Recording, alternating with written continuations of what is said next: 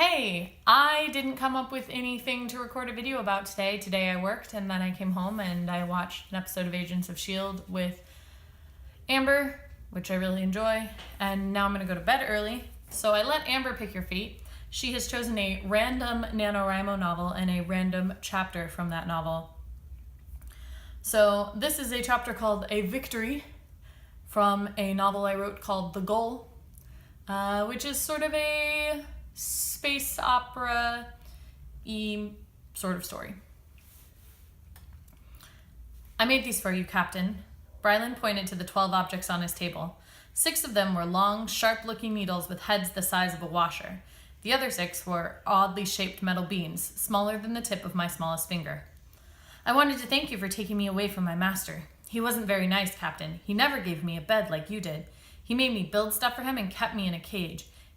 He never gave me cake like Mads. He didn't give me a workshop. Sometimes he hurt me. Which we will never do, Bliss said, running a gentle hand over Brylan's head. Now, why don't you tell us what you've made? The entire crew was gathered in Brylan's workshop. The last time he built us something, it had been kitchen. Overnight, we went from Adore's mostly edible foods to a huge array of deliciousness made to order. All we had to do was fill a series of containers with a huge variety of ingredients. Before that, Brylan had designed an autopilot for the ship that even Bianca was all right using. Before that, he'd built us a cloaking system from the scraps of a junker we'd found floating in the black. He'd modified Bliss's and Adore's guns. He'd added programming to the Gull so she had a voice and tracked the Central Core and slaver ships for us. He built a tracker that flew itself, so we only needed to pass near ships we wanted to tag. He was more than worth the increase of the price on my head. These, Brylan picked up one of the needles, are mind links. You push this into your head and it allows you to share thoughts of others using the mind link. I can think of a few people I would want to be able to read my mind, Adore said, picking up one of the needles and studying it. These are not to be used for your conquests. I took the needle from her fingers and placed it back on the workbench. They are to make sure we stay synced up when on mission. What about the others? These are comms, Brylan said proudly. They fit deep into your ear and will work at great distances. I'm not sure how far, but my estimate is moon to planet. Each is marked for a specific person. You tug your ear to change the channel so you can speak to one comm or all of them. It will also talk to the Gull. No one spoke for a long moment. I think we were all processing what he told us. Moon to planet communication with a comm that would be virtually invisible inside our ears. My brain went into overdrive as I thought of the effect this would have on our missions. We would never be out of communication. We could even join thoughts if we needed to. Do you not like them? Are they not all right? I will change it. I will fix them. Don't be mad at me, Captain. I promise I can make it better. I'm sorry I didn't make what you wanted. It's my fault. Brylan began to run his hands through the fur on his head, pulling at it. He did that when he was upset. Stop, Brylan. Mads walked to the other side of the bench and took his hands. She pulled him into a hug. We love them. You are amazing. We were silent because we were all in awe of your incredible abilities. We're not upset, I promise. Not even a little, Bianca confirmed. Slaver vessel Black Sun approaching, the Gull announced. Guess it's time to test this equipment out, I said. I reached for one of the comms, but Brylan put his hand over it. That one isn't yours, Captain. Did you want that one? I could change them. Brylan pulled out tools from the other side of the bench. No need, Brylan. Just tell us which one belongs to each of us, Mad said. Brylan passed out the mind links and comms. I slid the comm into my ear. It felt strange at first, but settled almost immediately. Mind link was a different story. To say putting it in was uncomfortable would be an understatement. I pushed it until the flat head of the needle met with my skull. The others inserted theirs as well. I hope the crew likes the comms and mind links, I heard Brylan thinking. All right, we need to move. Get ready, Mads said. Mads is so hot when she's giving commands, Adore thought. Agreed, delicious, Bliss added. Enough! I yanked the mind link from my head. If we're gonna mind link, we need to focus. I do not want to hear about how hot my sister is. Sorry that you can't appreciate her attractiveness, Bliss said. Yank them. Now. That's an order. I said, and the crew complied. We placed the mind links back on the bench. Sorry, Captain, just trying to have a little fun. Adore's voice whispered in my ear. It sounded like she was right next to me. I'm not sure that this qualifies as fun, I whispered back. I didn't hear a response, though I did see Bianca and Mads speaking. Soon, everyone was looking around at each other in confusion. Brylan tugged his ear. Sorry for the confusion, I forgot to explain. The comms can hear every channel that broadcasts them, even when set to off, but they only broadcast one at a time. So if the captain speaks to me, I'll hear no matter what channel I'm on, but if I want to talk back, I need to be on the captain's channel. Otherwise, I'm talking to whoever is on the channel I was just speaking on. Brylan explained in my ear, tug your ear to change the channels. I tugged my ear repeatedly, and the Gull's voice echoed in my head. Mads, Brylan, Bliss, Adore, the Gull, the crew, off, Bianca, said the voice after each tug. I pulled until I was back on the crew. All right, everyone got it figured out? I asked. Yes, 5 voices said in my ear. Good. Then it's time to move out. We are deep in the black, so this is going to be a dock and grab. Bianca, I need you flying the Gull. The autopilot is good, but it can't think like you do. Brylan, I need you in the cargo hold. Open the supply crates and get ready to receive the slaves. The rest of you, up to the airlock with me. I walked out of the workshop and raced down the corridor towards the stairs to the airlock. How is it that you can so easily come up with a plan for taking over a slaver vessel, but you can't tell when Brylan needs an encouraging word? Mads said in my ear. I tugged on the lobe until I got our channel. Because, despite all you've tried to teach me, I'm still a soldier. Basically an emotionalist robot, if I recall correctly, I teased. You know I don't think that anymore. Didn't even really think it when I said it, actually, Mads said. It's a familiarity thing, Mads. I have trouble reading people I don't know well. Bianca had to straight up tell me she liked me because I never noticed in the 4 months of hints she was dropping. I'm here for strategy, you're here to read people. If I could read people, then I wouldn't need you. So be happy that I'm not perfect, I teased. If you could read people, you would still be far from perfect. I'm the only perfect one around here. Mads shoved me playfully and shot ahead of me down the corridor. The resulting race left her breathless as we finally reached the airlock. Bliss and Adore arrived at a much more reasonable pace. You're both going to tire out before we even dock with the slaver, Bliss said. I heard her voice through my ear instead of my comm. I tugged my comm off. We'll be fine. Once the ship docks, we'll have only a small window to get onto the other ship. It will take them less than 3 minutes to reverse the airlock opening procedure. When they do, we need to be on the other side. Once we're aboard the Black Sun, Bliss, Adore, it's up to you to clear the guards. Mads and I will go to the bridge and gain control of the ship. Bring the captain down if you can. I'll hit up the cargo hold and break some chains. Got it? The 3 of them nodded their understanding. Docking in 30 seconds, Bianca's voice said over the Gull's comm. They can't see us now, but they'll know we're there as soon as I connect, so you've got to be quick. Counted down the seconds in my head. I watched as the black hull of the slaver got closer and closer through the porthole. I could see the airlock we were going to dock with. I just reached one when Bianca made the connection. Bliss pressed the button down to start the opening, and we waited the long seconds for the door to swing open enough for us to squeeze in. They were less than a quarter of the way open when Mads squeezed through. Bliss and Adore followed seconds later. I brought up the rear, slamming the close button as soon as I arrived on the other ship. I tugged my ear so I could speak to Bianca. We're on the ship. Get clear and hide. This doesn't work if they shoot you down. I didn't stay to watch the Gull disengage. Mads was already out of sight. Bliss and Adore were moving a little slower, stunning guards as they came rushing to stop us. I added an extra stun to any that were still moving when I got to them. I took the first stairs I came to and headed down towards the belly of the ship. I avoided 3 guards the next deck down.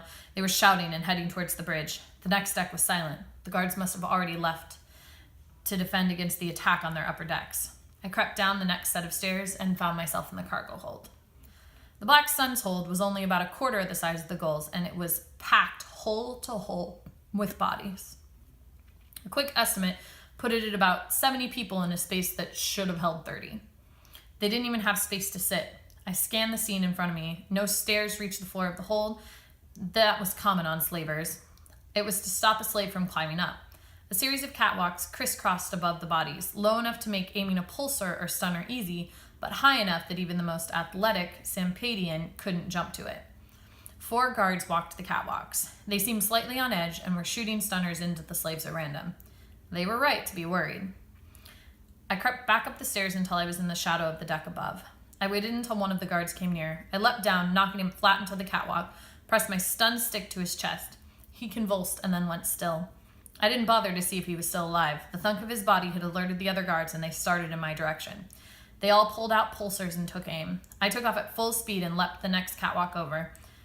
I attempted to stay above them as I ran, keeping their aim up instead of down. Another leap took me right behind one of them, and a stunner to her spine dropped her.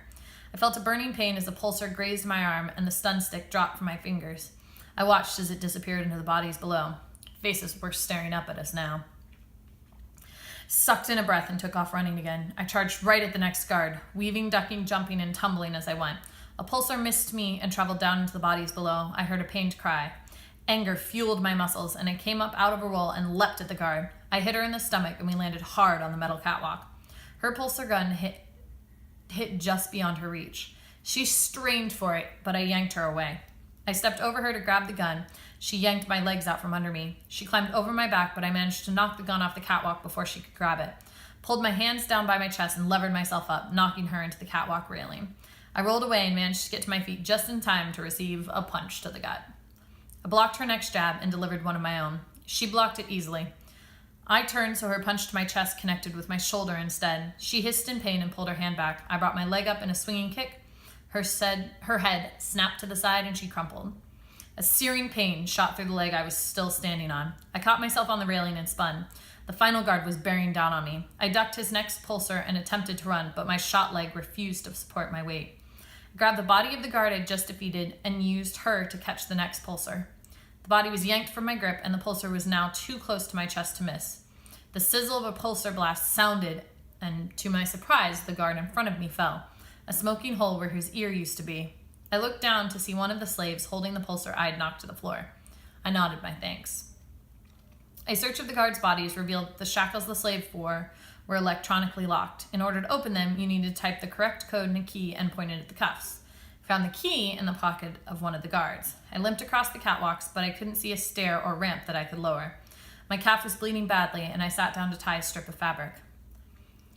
Hello, Black Sun. My name is Madeline Archer. I now have control of your ship. Give up your weapons, and you won't be harmed. We are not here for you. We're here for the slaves. Those of you in the cargo hold, we're getting you out of here. You will no longer answer to any master but yourselves. The swell of noise that followed Mads' words was deafening. I tugged on my ear. Mads, we have a problem. Well, 2 problems, I added as my legs collapsed under me again. I can't find a stair to lower to the hold floor, and we are nowhere near a planet with Atmo. I'll bring Brylan aboard. I'm sure you can figure out a way to get them up to the airlock. What's the second problem? Mad's voice was steady. She wasn't worried. I got shot, and I'm pretty sure that I won't be able to make it back up the stairs, I said. Got it. Bianca's bringing the Gull back to dock. Brylan and the others will be down with you shortly, Mad said. Hey, a voice called up from below. I looked around but couldn't tell where the cry came from. Yes, I called back. Before you pass out cold, could you toss us the keys to the shackles? I laughed. I think I can manage that. I tossed the keys down and moments later heard 4 clicks as the first set of shackles unlocked. Pulled myself to the stairs back up to the next deck. Clicks and cheers continued below me. After a few minutes, Bliss and Adore came down the stairs. They each grabbed an arm and hauled me to my feet. If you wanted us to carry you out of here, Charlie, all you had to do was say so. You didn't need to get shot, Adore teased.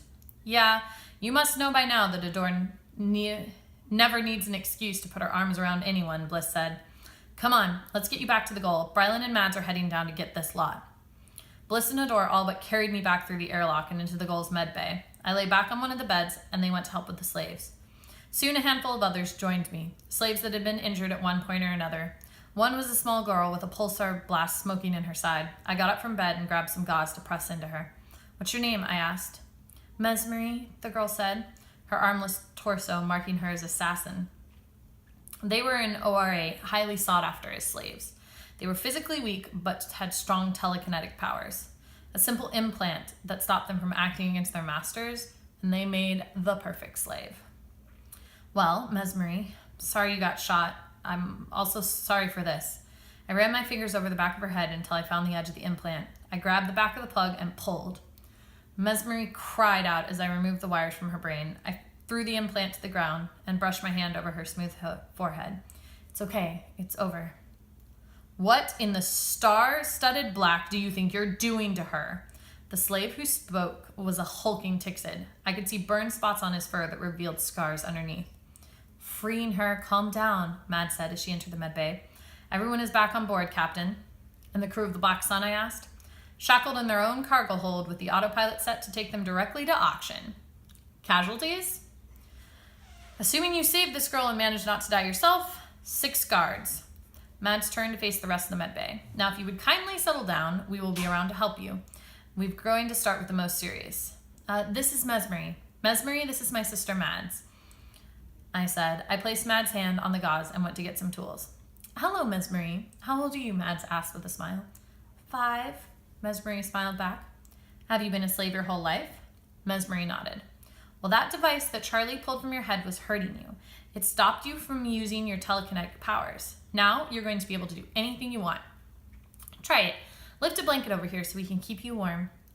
I glanced over my shoulder and saw a blanket drift across the room to Mesmery's bed. I smiled and finished gathering the supplies needed. I walked back over and pushed Mads gently out of the way, cleaned the wound and filled it in the best I could. It was going to leave a nasty scar. I stuck a sleep patch to Mesmery's neck and went to help the next patient. My leg finally gave out and I tumbled to the floor. Mads was at my side in an instant. We really need to get a doctor on this ship. Your soldier training is okay, but it's not nearly the level of care we need, Mads said as she helped me onto a bed. Most doctors work for the Central Corps. Getting one will be near impossible. Hand me that roll of bandages. I wrapped my leg and was able to stand. It didn't take long to patch up the few remaining injuries. We left Mesmery to sleep and made our way to the cargo hold. The slaves we'd freed were gathered in small groups on both levels. They were holding blankets and pillows that Brylan had laid out for them. I watched as Mads walked from group to group, speaking to them. She'd always had a way with people. She knew the right things to say when it seemed like I only knew the wrong things. I swung my legs over the catwalk and just sat there watching her work. I heard footsteps and looked up to see Bianca. She settled down next to me. Kiara has a set of ships ready. They can meet us at the nearest planet with Atmo. They'll take these guys anywhere they want to go, Bianca said. You miss her, don't you? I said. Kiara? Every second of every day. But I knew she'd never agree to stay on the Gull. She's a royal, not a warrior. She belongs away from the action. She's done a lot of good for us as a leader. She recruited so many to our cause. Bianca's voice was full of pride. You could always stay with her. Mads can fly the Gull almost as well as you, I said. And I'm a warrior, not a royal. I need the action. Endless meetings and negotiations would make me insane. Why the sudden desire to get rid of me? Bianca asked. I don't want to get rid of you. I just look at all of them down there, forced away from their families. I think about what it must have been like for Mads. I don't want to be the reason that anyone is separated from someone they love. I can't imagine what it would be like if Mads was taken away from me now, I explained. You don't have to worry about me. I get to see Kiara every time we bring in a new set of free citizens. I know where she is. You did that for me. I don't need to be with her every second. I need for her to be safe. Is that really enough? I asked. Now I'm a little worried that you're too interested in my love life. I'm not going to describe my exploits to you. I'm not a door, Bianca said. Oh, shove off. That's not what I meant. I just want to make sure you know you're free to go whenever you want to be. This is where I want to be. Now stop moping, Charlie. This is a victory. Bianca shoved me gently. It was, wasn't it? Don't you ever doubt it. Bianca stood. Attention, free citizens. We're approaching a planet with breathable atmo. When we land, we will be met by 5 shuttles.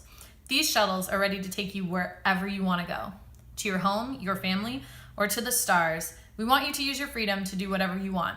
From us here on the Gull, we're using our freedom to fight the Central Corps. Welcome to the revolution. Thunderous cheers followed Bianca's words, and I couldn't help but smile. So yeah, that's a chapter from somewhere in the middle of the Gull. If you enjoyed that story, let me know. If you watched this whole video, please comment because I'm impressed. And I'll see you tomorrow.